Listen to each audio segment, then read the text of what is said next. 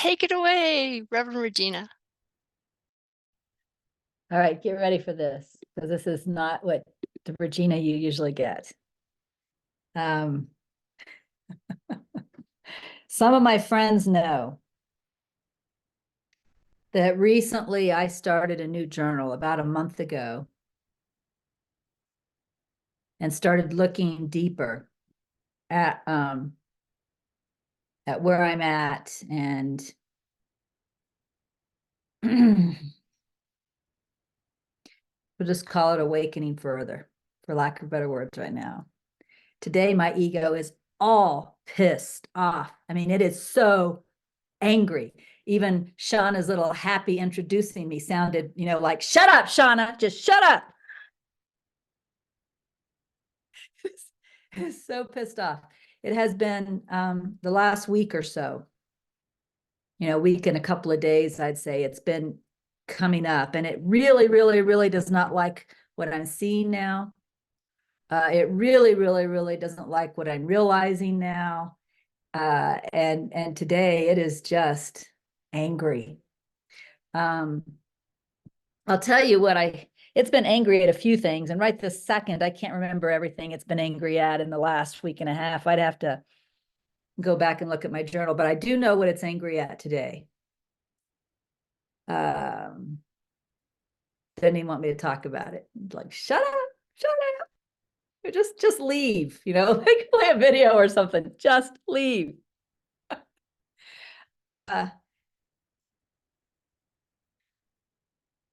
I was listening to a Bernadette Roberts video this morning. As I was writing in my journal, the video came into my mind. So after I left my journal, I went and listened to it. And from the ego's point of view, unfortunately, I heard something I had never heard before. I'd watched the video before, so the physical words had been there, but the way it hit, it kind of changed a lot of things. It's like, and it's not even going to sound like much, I don't think. Now, first of all, maybe if you're not ready for it to hit, it won't even hit. Like it didn't hit me till this morning, right? So that's first of all. Secondly, the words sound like other words that I've used before. But it's different. You know how that happens too, right? It like goes to different levels. And in fact, we were even playing with this last week to a point.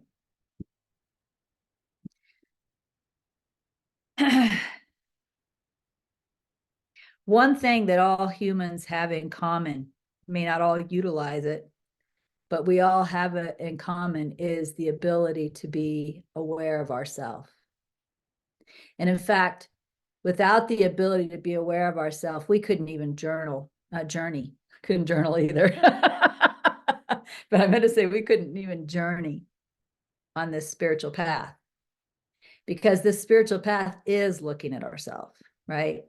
The spiritual path is, noticing the false beliefs and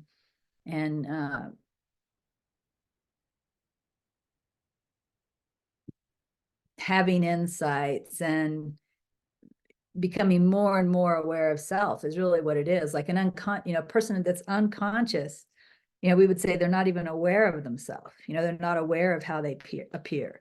They're just not, they can't see themselves. So we become more and more and more aware of self. Well, this morning when I was listening to Bernadette, she said something like,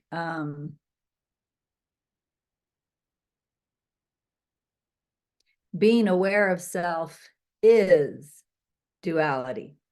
She said, people get this wrong. People think that I is the subject and the object is, whatever's out there, like the computer. We even talk about the thought, all of that, everything out there is the object. And I don't think it's true that we get that wrong. I think there's a truth to that statement, but she was pointing to a deeper truth. The deeper truth is that even being aware of self is duality. It's like the self is an object to itself.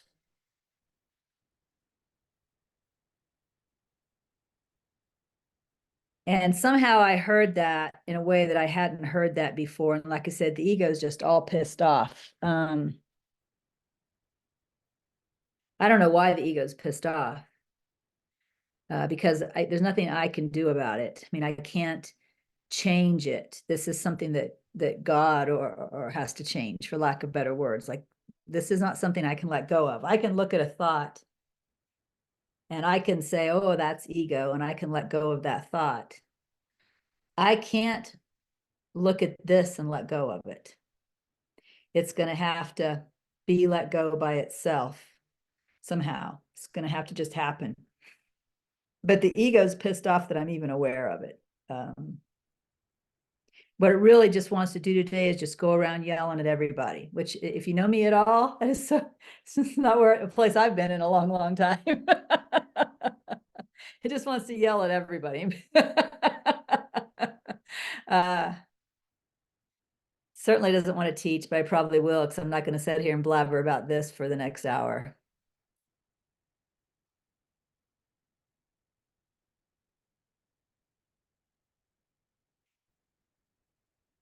But I'll tell you this. I think we talked about this a little bit last week too, just briefly, about some merging experiences that I've had recently.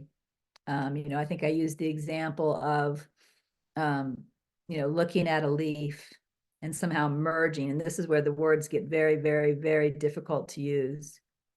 But merging, not so that I became the leaf exactly. That would only, because then you would imagine that the leaf then can see other things. Not so that I was identified with the leaf, but just that there absolutely was no I. And so, what I suppose the best way to word this, what I suppose I was really merged with was the experience itself. I kind of am reminded of, like Angelo saying, it's the sound that hears the sound, which sounds weird, but I think it's kind of like that. And of course, these experiences have been very brief, and there have been very few of them. They've all been recently since I started this new journal, but very brief and very few of them. But they certainly give me a context for understanding no self in a way that I could not have understood before. And what I can see is, in those brief merging experiences, there isn't aware of self. Aware of self is not there. It doesn't exist there. And I think that's really what we mean by no self. I think, we're so aware of being a self or having a self, whatever words you want to use, that we call that no self by contrast.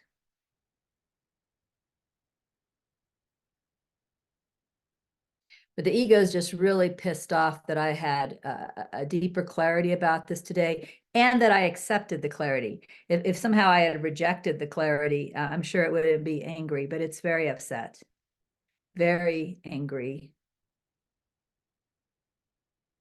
And that's the end of that story, I guess. There's really nothing else to say.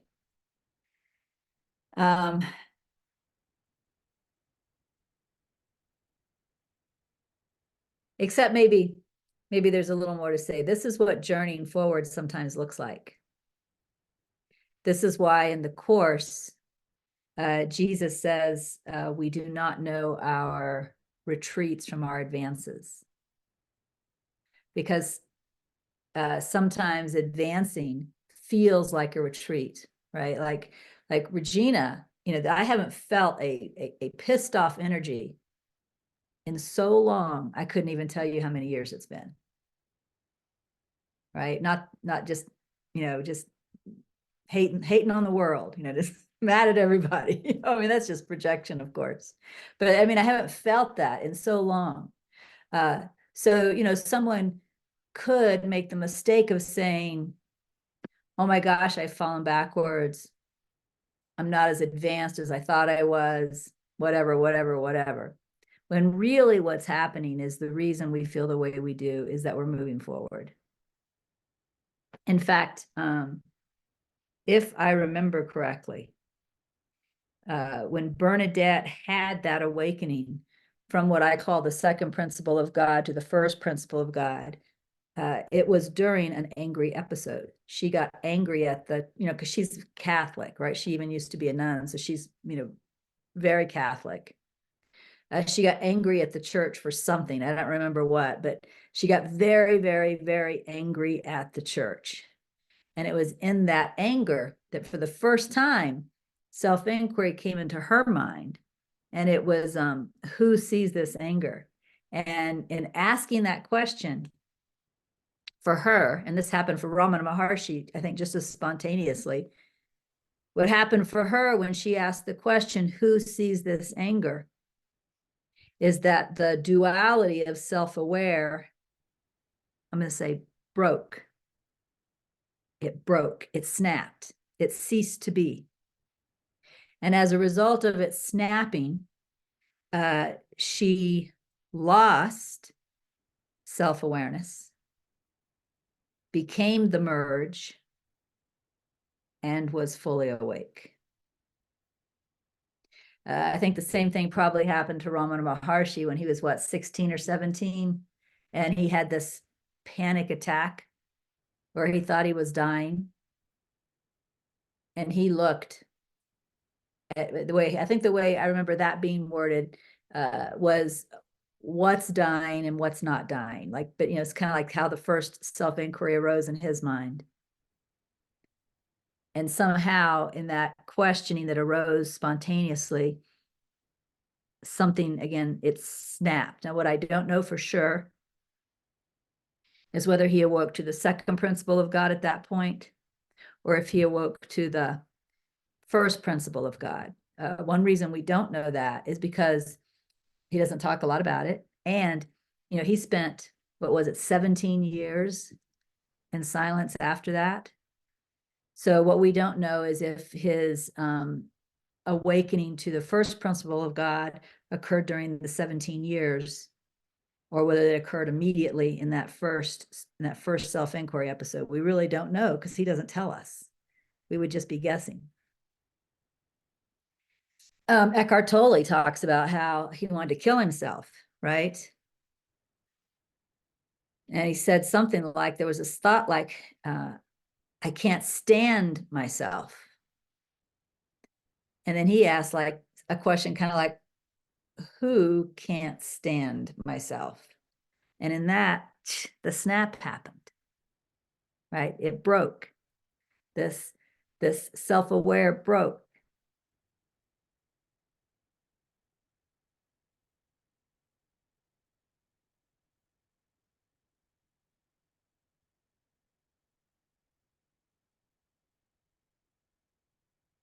Again, there's not a lot I can say about it. The ego is just really upset that I see it as clearly now as I do. It's like, something has shifted, and it's shifted enough that the ego is angry. That's the ego's response to the shift, is anger. It also kind of reminds me of, although I haven't seen the movie in a long time, but this scene keeps coming up in my mind. So I'll bring it up too. I remember in the movie, The Little Buddha, when Buddha is sitting under the Bodhi tree, and he goes through all this stuff. He lets go of desire. He goes through all this stuff. But then there comes this one point where it gets kind of quiet, and he reaches down and he pulls an image of himself up out of the pool. Do you remember that? Pulls an image of himself up out of the pool, and he's looking at the image. And letting go of that self, being aware of self, was the final letting go in that scene, right? He says something like, oh, architect, but he's looking at himself, right? So that scene keeps showing up in my mind today too, for some reason. And I don't know if I need to go back and watch the movie, watch it more. Actually, I think I can get that scene alone on YouTube, watch it more carefully, but that keeps popping into my mind. Does anybody have anything they want to say? Since the truth is, I just want to leave. I'm not going to. Go ahead, George. In the last class, you said that ego is a sense of self. Mm-hmm. And you just now said that even being aware of self is duality. Yeah. So under that logic, being aware of self is being aware of the ego. And Yeah. so maybe the ego got pissed off because it was being called out. Yeah, like I said, that's that scene where Buddha pulls himself out of the puddle. I think something like that has happened, right?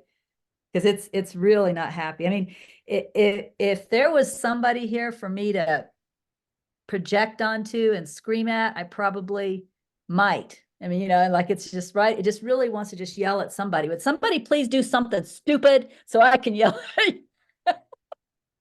That's how it feels. Like it doesn't even care who or what it is that you do. It was mad at Shauna for her joyous introduction, which that's never bothered me before. I love for Shauna to be happy.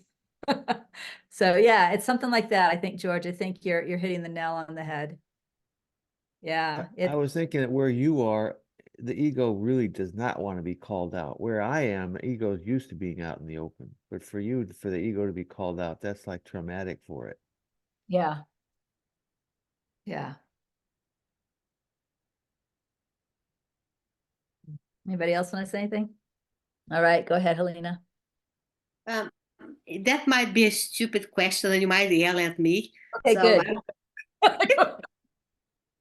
good. So when you pull up your image from the ponds, Yeah, and you look at it, who is looking at it?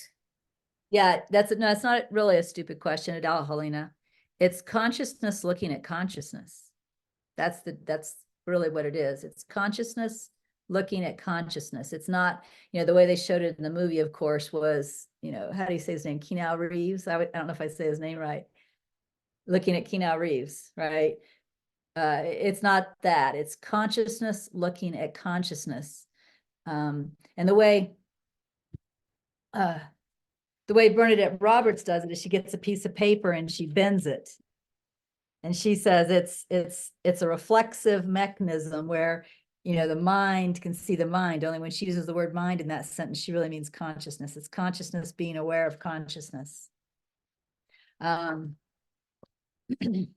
that is the duality right there. And I can tell you, even though I don't want to, I can tell you that in the merging experiences, that is not there. Like I can see the difference. I'm not just hearing the words that Bernadette said. Maybe that's, why the ego is so pissed off. Maybe before I heard the words, right? To some degree, you hear like awareness, watching awareness. You hear those words. Have they ever pissed you off before? Maybe they have. But I mean, you hear the words awareness, watching awareness.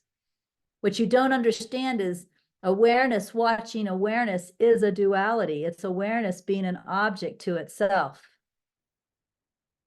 Right? And that doesn't mean you don't do it, because the truth is, in practicing awareness, watching awareness, what you're really doing is putting yourself in a position where this snap, this break can happen. Right? Where somehow awareness, watching awareness, that realization occurs, just like it did with Eckhart Tolle, who can't stand me, or just like it did with Bernadette Roberts, right? Who sees this anger, right? We can all ask all those questions. We've all asked all those questions.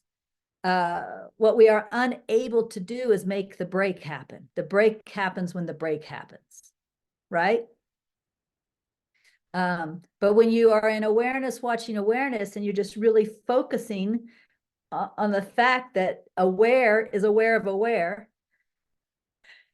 you're putting yourself in a position, a favorable position for that clarity to come in and bombard and break that duality, break that consciousness being aware of consciousness, so that it isn't anymore. And when it isn't anymore, it's going to be the merging experience. And if you go back and read Bernadette, she's so clear about this. She's so clear. She talks about how after the awakening, she could no longer look at self. We hear those words. We don't know what the hell that means. Now, unfortunately, I do know what the hell that means, and that's why the ego is all pissed off. But we hear those words, we don't know what that means. But she's very clearly explaining to us the whole time that being aware of self is duality, is ego, right? And awakening is when that mechanism stops.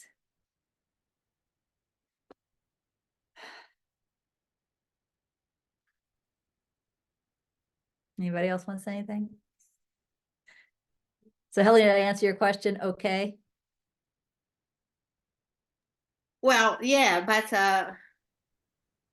I get so confused with this. Who am I? Who is looking? Who is saying? Who is thinking? It's just, and even for the meditation awareness, watching awareness, I found it so hard. Yeah, well, because I don't know who is watching.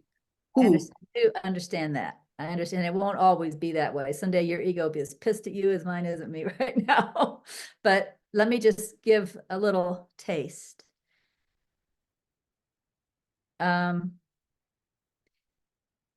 Whether you feel like you want to be aware of awareness, or whether you feel like you want to just be aware of presence, or you feel like you want to be aware of the sense I am, it doesn't really matter because they're all the same thing. Just take a moment to be aware of that. Whichever one is easiest for you, right? Be aware of aware. Be aware of being present. Be aware of the sense of I am.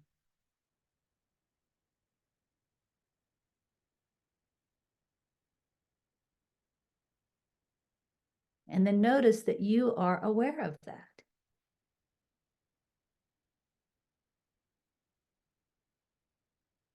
That is the duality.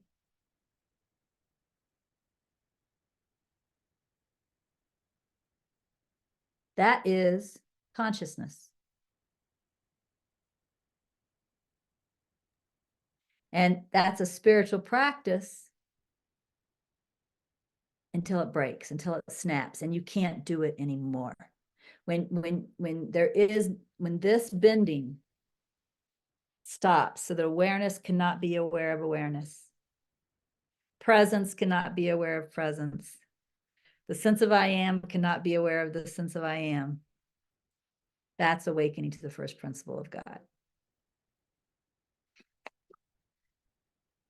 And again, that doesn't mean, the ego would say, well, then I shouldn't do this practice. No, that's not true. Because that practice puts you in a position, it's like, it puts you in a favorable position. You can't make it happen, but it puts you in a favorable position for that snap to happen. All right, let's see, Marisol. Hi, Regina, can you hear me? Yes, I can.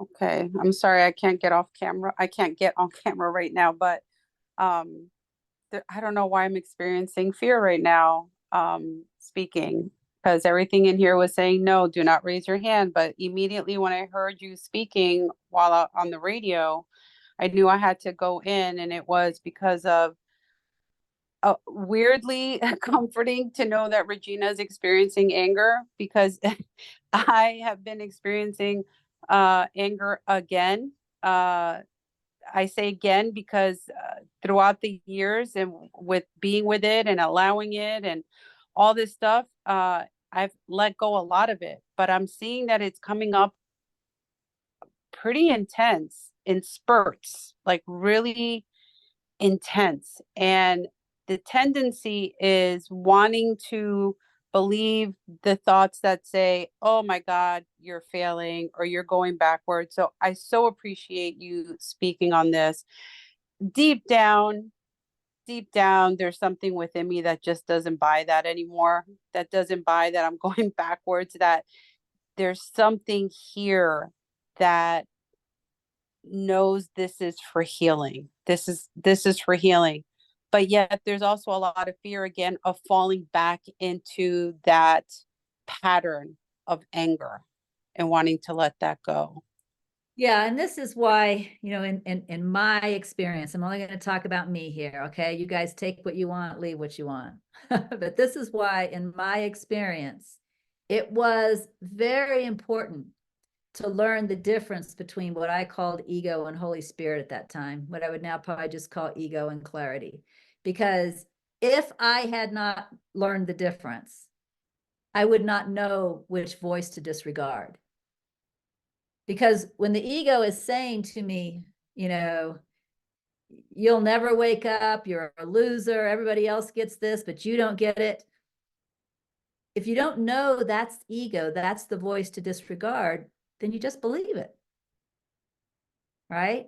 So, you know, I've heard people say, not a lot of people, just some people in the past, you know, I've heard people say, you know, discernment isn't necessary.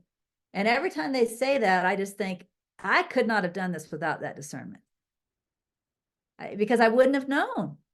I wouldn't have known I don't have to listen to that voice that's telling me I'm not as good as others. I'm a loser. I'll never get it. All, you know, I learned that I could disregard that voice. And I am grateful for that.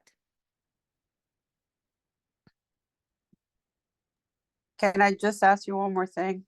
Yeah. When the anger arises, it's obviously it's something that doesn't feel good. I mean, for me at least. Yeah. What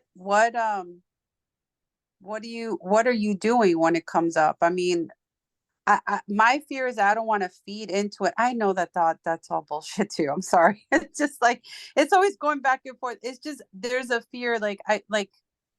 I want to help release it, but I don't want to nurse it either. Like, Yeah. do you know what I'm saying? I do. In fact, I don't think it's at all helpful to go and like start screaming at your kids, you know, when that energy is there. First of all, most of the people in our environment aren't mature enough to handle that without their egos also getting engaged, right? Like it just doesn't serve any useful purpose except, you know, make more ego in the situation. So for me, today I'm confessing to you guys. This is what I'm doing. I'm just telling you. Typically, I would write in my journal. I would just write in my journal. And so it's either between me and people who have some frame of reference to understand. And I'm not actually yelling at you. I'm just telling you how I feel, right? Or it's between me and my journal. But I also do my best not to spit it out onto someone else. I can't find anything useful in that at all.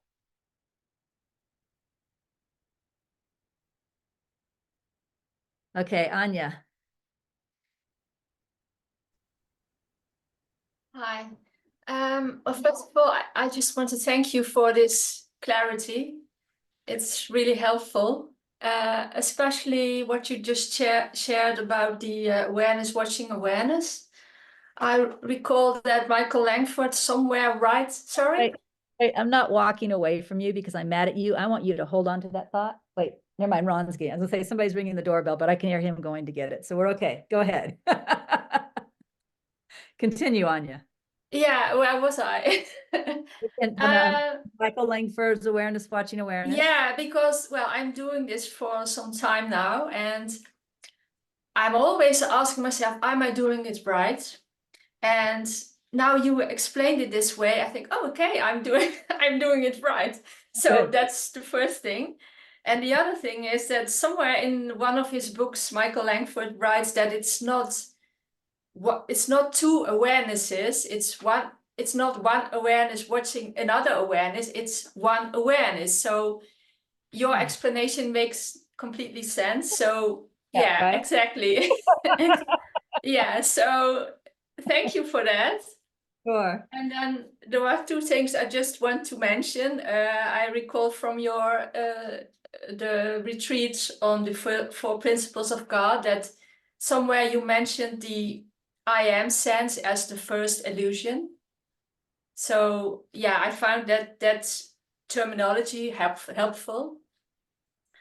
So that's one thing. And then I've been watching lately some videos by Angelo De Lullo, and he also he has some helpful pointers about your experience with the leaf. So Yes. I think and I've also heard other ones use the same terminology, like seeing without a seer. So it's just seeing, and there is not a seer being constructed. So it's not that I'm there, absolutely not, but it for me it's helpful to somehow understand what it is that yeah. I think it is helpful to a point to somehow understand.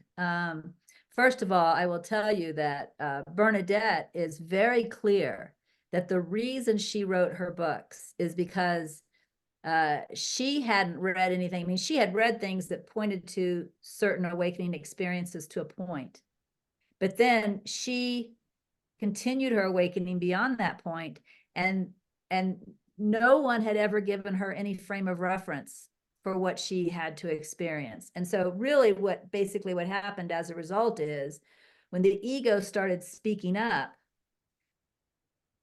she was more likely to believe it. Like, this is a bad experience. This shouldn't be happening. This is fearful, this, right?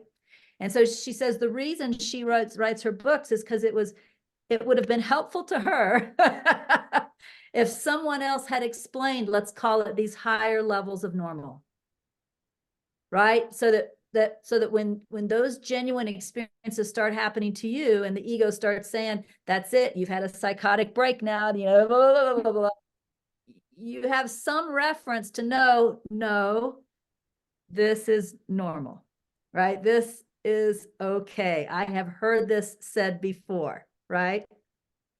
Dr. David Hawkins talks about that too in Going Through the Final Doorway. He talks about how when that intense fear arose, that he was about to let go of life itself, that what he remembered, what came into his mind to help him, is what other teachers had told him about this point, right? This point right here. Other teachers had talked about that extreme fear.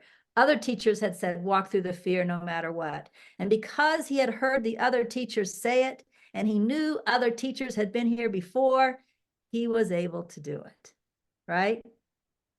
So there is some benefit to having some element of understanding. It actually helps you to say no to the ego along the way. There is, however, a point where understanding starts to go too far, and that's what we have to watch for when we're starting to intellectualize everything. So and when you start thinking you understand with the mind, that's gone too far. So I remember, I think it was Adyashanti, might have been Thich Nhat Hanh, but one of them said something like, listen to these teachings as if you're listening to the wind. And when you're listening to the wind, you're really not trying to figure out, at least I'm not, where is it going? Where did it come from? How come it shows up today and not yesterday? I mean, you're not analyzing the wind, you're just listening to it.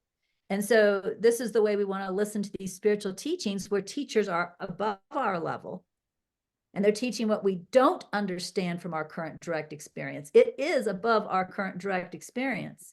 We want to listen like we're listening to the wind, because as our experience starts to become their experience, it helps us to feel more comfortable with our experience, because some of these experiences are radically different than anything we've experienced before, right? So it just helps us to be more comfortable. Yeah.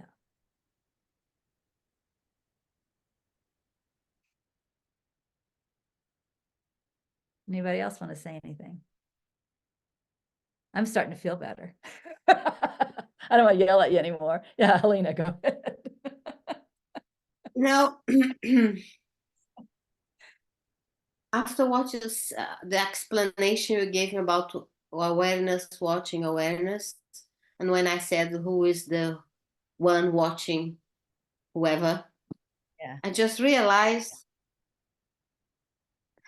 oh my God, after 30 years in this path, I just realized that, because I used to think there was me watching someone else, or there was I watching.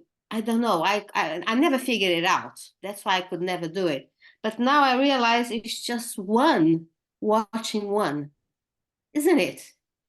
Yeah, it's the consciousness is both the subject and the object. But the fact that there is a subject and an object is the duality. And, you know, it's so funny because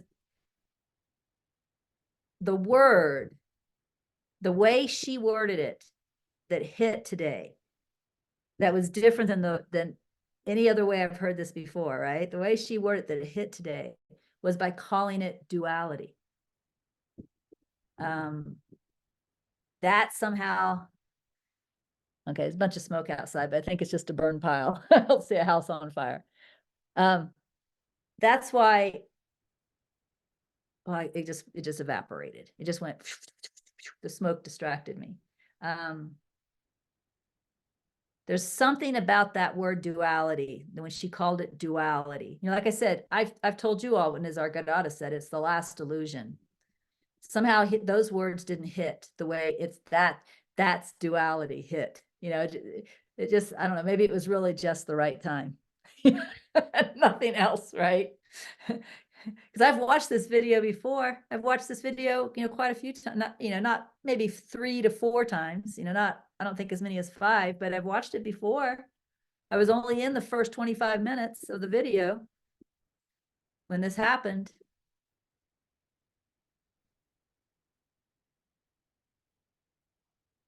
So, but I'll tell you what, the last thing my ego wanted to do is come in here and open the 7 steps to awakening. It's just like, that's a bunch of shit. That's how it felt. That's a bunch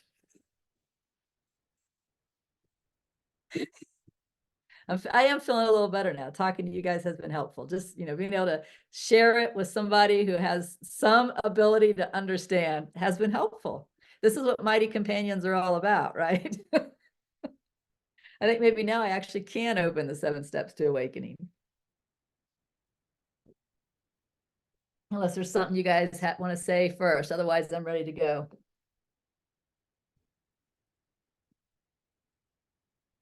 Okay, well then, I want to tell you, we are jumping way ahead from where we were last time. And the reason we are jumping way ahead is before we had worked forward. And then somebody, my friend Andy, pointed out that I had skipped a bunch. You guys remember that? So we went back and caught up. Now we're actually genuinely going ahead.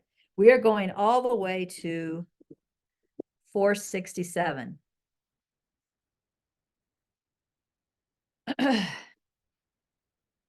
So let me read 467 from 7 Steps to Awakening.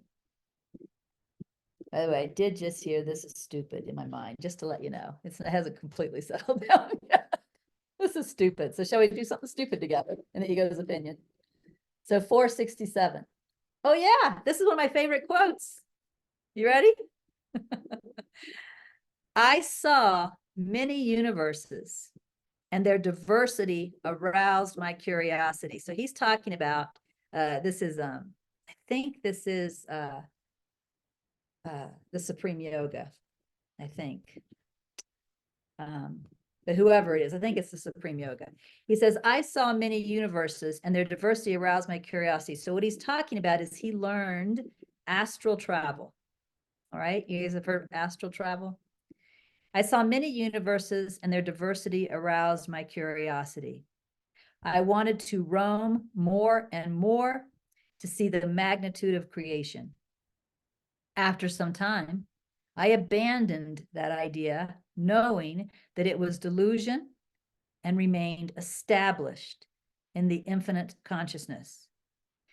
Instantly, all this perception of diversity vanished from my sight. There was the pure consciousness, nothing else. This is the truth. All else is imagination, notion, delusion, or illusory perception. And for the most part, this quote means the same thing to me. It always has meant. I just want to tell you, I see the words pure consciousness different than I ever have before. because now I'm seeing, this as consciousness, this as pure consciousness. You guys follow me? This is consciousness. This is pure consciousness. So now we have a definition on the difference between those words that sound very, very similar. All right, so let's go to Out of the Stillness and looked at how I contemplated this quote. I don't know what year, 2012, 2013. I said, I noticed the desire to be entertained by experience. I want to have fun, as if fun is needed for me to be happy. The desire to be entertained is an attachment that needs to be let go. So that's what I got out of this quote. And of course, I wasn't in astral travel or anything like that. This is much more fantastic, but isn't that what he's talking about? He says, I saw many universes, and their diversity aroused my curiosity. I wanted to roam more and more to see the magnitude of creation, right? He wanted to be entertained. Isn't that what that is? And then he says, after some time, I abandoned that idea, knowing that it was delusion and remained established in the infinite consciousness. Instantly, all this perception of diversity vanished from my sight. There was the pure consciousness, nothing else. This is the truth. All else is imagination, notion, delusion, or illusory perception. So I don't remember the day I wrote this quote, so I don't know what I meant by entertained then. But I can certainly tell you, and you guys have probably had this experience too, there came a point when I realized the reason that I'm lost in thought, when I'm lost in thought, is because it's entertaining. That's it. So being lost in thought is the same thing as astral travel. Not that astral travel might not be an experience that, I've never had, nor do I have any interest in having. I'm not saying that in form they're the same. I'm saying that in distraction they're the same. Right? When you're lost in thought, you might as well be in astral travel, right? You're just exploring whatever the mind is throwing at you at the time, and you are being entertained by the mind. So what do we do with this? Well, one inquiry that I have found is very helpful is simply asking, does this need to be thought about right now? Whenever you're lost in thought, whether it's thinking about what happened yesterday, what's supposed to happen tomorrow, or whatever it's thinking about, right? Does this need to be thought about right now? And what I have found is the answer is pretty much always no. Now, sometimes what I'm thinking about might have to be thought about later. Like I might be thinking about a project I'm working on. And when I sit down to do that, at that point, I'm going to have to draft the email, right? But I don't have to be drafting the email now while I'm walking the dog, do I? Right? Now I'm just being entertained. You know what the problem is? I'm too bored with reality to pay attention to just walking the dog, to pay attention to just listening to the wind, just feeling the sun on my skin, just listening to the footsteps on the ground, just feeling the muscles working. There's something in the mind that is telling me that's boring. So let's think about this email we're going to write after the walk. Right? And so that's really what's occurring here. I said, I noticed the desire to be entertained by experience. I want to have fun as if fun is needed for me to be happy. See, reality by itself isn't enough. It needs something more. The desire to be entertained is an attachment that needs to be let go. And remember, this journal is just me talking to myself. But I saw after, looking at this quote that it is an obstacle. And that's what he is saying in that quote. He's saying he reached that same realization, right? That the desire to be entertained is an obstacle. Now, the mind might start saying, so what does that mean? Like, I'm never going to watch TV again. I'm never going to read a book again, blah, blah, blah, blah. I will tell you my actual experience now.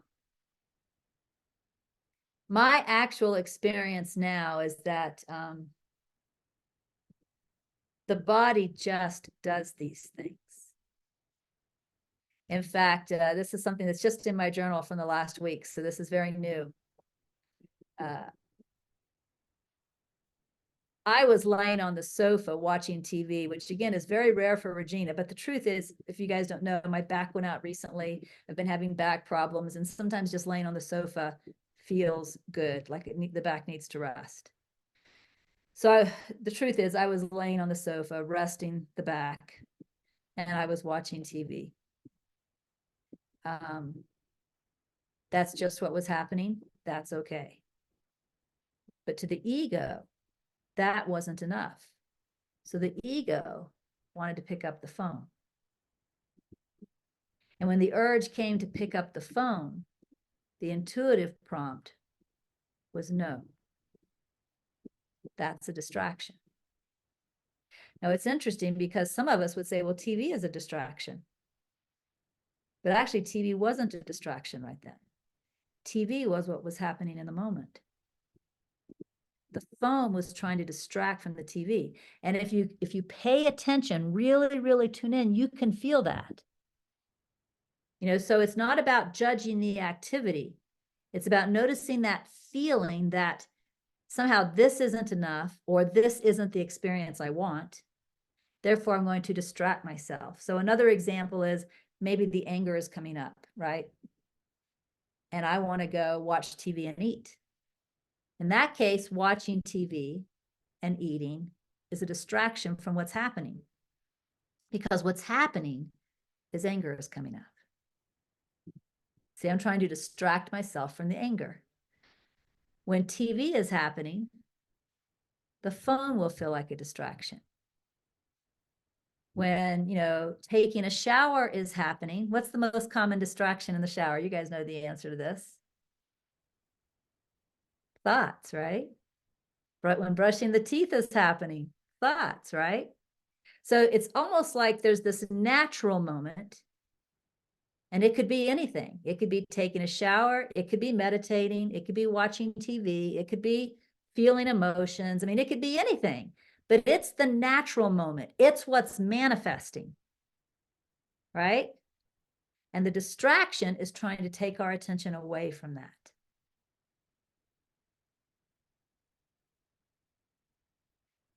So what we need to watch then is that desire to be taken out of this moment, no matter what this moment is.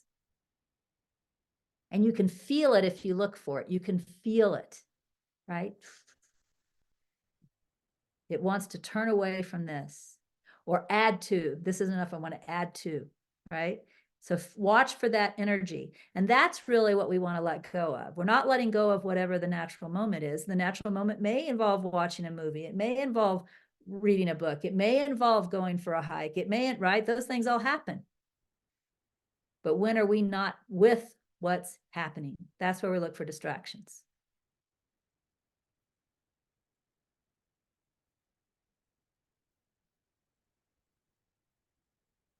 I'm going to go to number 468. There is no such thing as earth or matter. Very simple statement. There is no such thing as earth or matter. So here's how I contemplated that sentence. Do I desire truth? Or do I desire world experience? I cannot have both. So this question must be sincerely and deeply considered. So I've spoken to you all about these merging experiences that I've been having. And again, the merging experiences aren't something you can make happen, right? But they always happen under the same conditions. And the conditions you can participate in. You can't make them happen, but you can participate in, cooperate, right? So let me tell you what the conditions are. They always happen when I'm paying full attention to what is right now. Of course, without judgment. So right now, as it is the doorway to reality. That's why the ego tries to distract us away from it. It's that simple. So it could be taking a shower, right? Who knows? Maybe it could be watching Gunsmoke, you know? It could be walking the dog. But there's something, is that reality is in the present. And there's something about paying deep, deep attention to the present, to the exclusion of all else. No distractions. That is the condition that brings on the merging experiences. So do I desire truth, or do I desire, this says world experience. I think then I misunderstood what distraction was. So I'm going to change this. Do I desire truth, or do I desire distraction? Because you know what? The present moment, when you're paying attention to it, it is, you could call it experience. I mean, again, when I've had these merging experiences, I was paying attention to maybe how the muscles felt in the body at that moment, right? Or I was paying attention to what the wind felt like blowing against my face. Or I was paying attention to the plants that I was seeing as I was walking by them. So we could call that world experience. So I don't want to,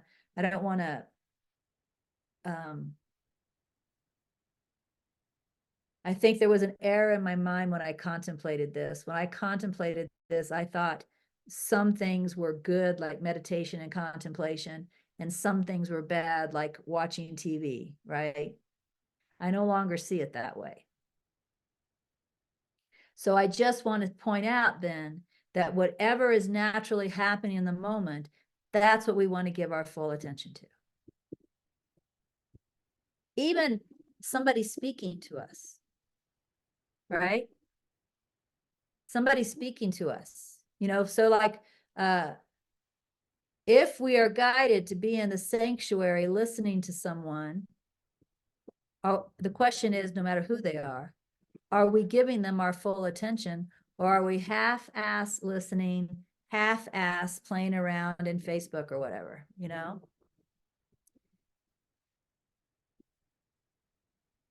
We need to, you know, feel whatever I'm supposed to give my full attention to, whether it's yes, stay in the sanctuary and listen, or no, leave the sanctuary and go play in Facebook, right? I'm not saying one's better than the other.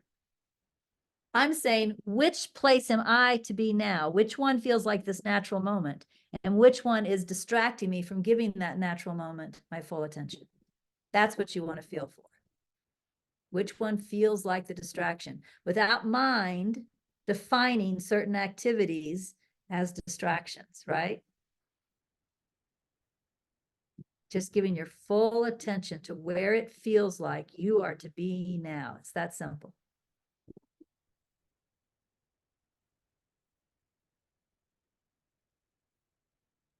So do I desire truth, or do I desire distraction? I'm changing the words.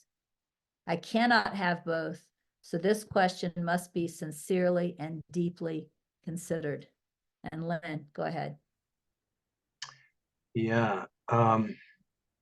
So is it the willingness to be watching for this, number one, and the spotting of this, that's what moves us forward. And then that in itself, noticing where we're distracted and acknowledging that we're distracted. Yeah. And again, mind will try and confuse us. You know, mind will try and label certain activities as distractions. That's not true. It's really a very intuitive feeling, right? Where am I to be now, or where am I now? And what is the tempting distraction to pull me away from being here fully? Yeah. And it's easy to have the willingness, but first you have to know what you're looking for. Not that, I don't mean what is a distraction specifically, but the process and the difference. Yeah. The feeling. Yeah, it's a feeling. Yeah. If you feel for it, you'll feel for it, and you'll feel it. You know, you will, because it's like a very subtle, I want to get out of here thought. Yes. Right? Yes, I know that feeling. Yeah. But, you know, I don't want to watch this commercial. I'm going to play on my phone. I want to get out of here, you know. This moment is too boring. I need to add to it. That's another feeling. This moment is too boring. I need to add to it. I've even heard that applied to hugs. If you're hugging someone and they start patting you on the back, that's a subconscious, I've had enough. That's right. It is. And yet I might still do that, but yes, it is. Yeah, right. Exactly. I don't know. Yeah, I've never been much of a hugger, so it's kind of interesting being in spiritual circles where everybody wants to hug. Even my mom's like, Regina, you just don't hug. I'm sorry. That's what's natural for me. It's very natural for me to maybe give a quick hug and say, see you later. You know, very natural.